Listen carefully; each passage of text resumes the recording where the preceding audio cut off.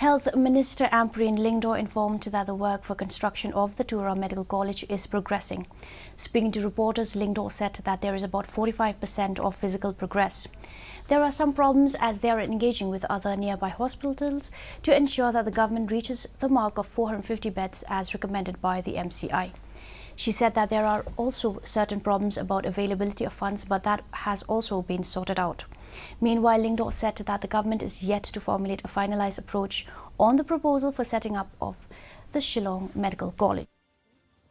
We are looking at a high probability of the Shillong Medical College actually occurring in Shillong itself without looking at wastage of direction of funds to infrastructure building. When likely we will need additional buildings, but all of that is at a very initial stage. We still require proper cabinet notes to be sent, proper projections to be made.